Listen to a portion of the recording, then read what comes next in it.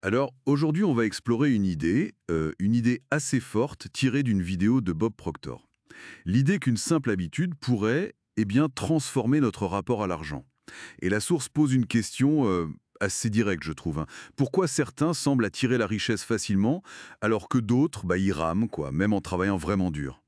La prémisse de la vidéo, c'est que le succès financier, ce ne serait pas qu'une question d'effort. Non, ce serait plutôt une histoire d'alignement sur une certaine fréquence de l'argent.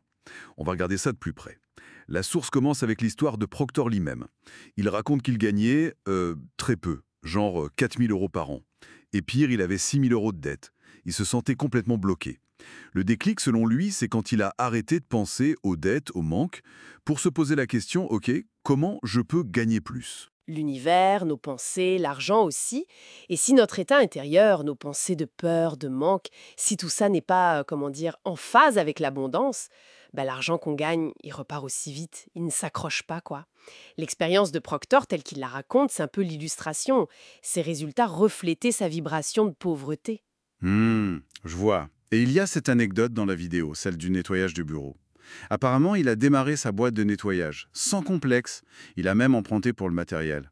Il a commencé petit, hein, des contrats à 15, 17 euros, 65 euros. Oui, des petits montants au début. Exactement. Mais très vite, il serait passé à 12 500 euros par mois. Et attention, c'était en 1961. Ah oui, quand même. Pour la source, c'est la preuve qu'il a réussi à se brancher sur la bonne fréquence.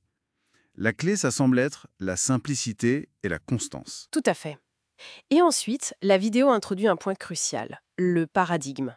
Selon Proctor, c'est l'ensemble de nos croyances subconscientes. Celles qu'on a souvent intégrées avant 7 ans, et ce sont elles qui dirigeraient notre perception, notre productivité et donc nos revenus. D'accord. Et ce paradigme pourrait nous pousser à nous saboter nous-mêmes. C'est ce que la source suggère, oui. Elle donne l'exemple d'une femme qui touche une grosse somme, 280 000 euros, mais qui perd tout et se retrouve même endettée. Pourquoi? Parce que son paradigme de manque n'avait pas changé. Proctor lui-même raconte s'être senti mal à l'aise avec le succès au début, ça le poussait à dépenser sans compter. C'est fou ça. Oui. Et la source cite aussi Mike Tyson, qui a perdu sa fortune, et à l'inverse, Oprah Winfrey, qui a bâti un empire malgré un départ difficile. L'idée martelée, c'est 95% état d'esprit, seulement 5% stratégie. Le paradigme est central. Ok, c'est puissant comme idée.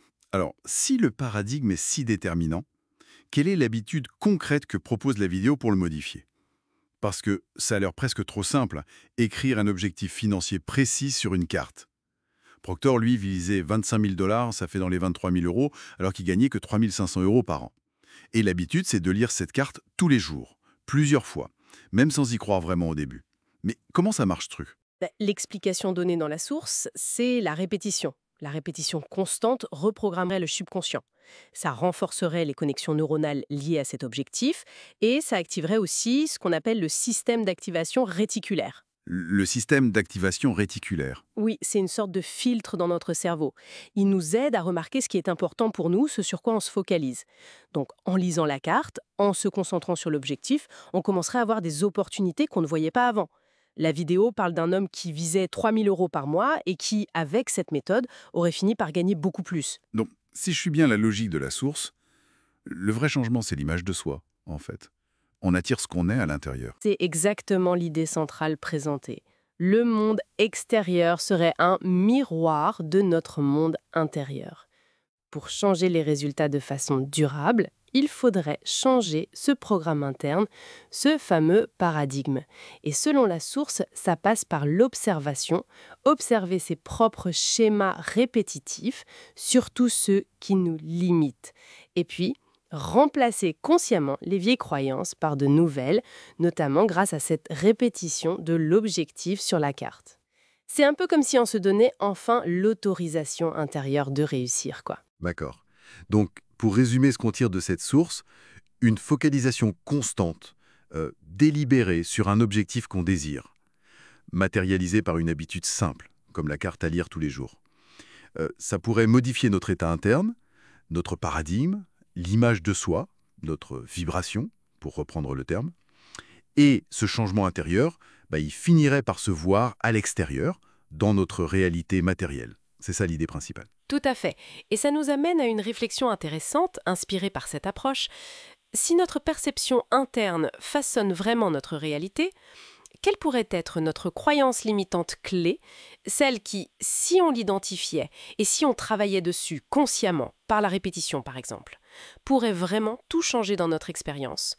Comment on pourrait commencer, chacun, à observer son propre paradigme à l'œuvre quotidien? C'est une piste de réflexion, je trouve.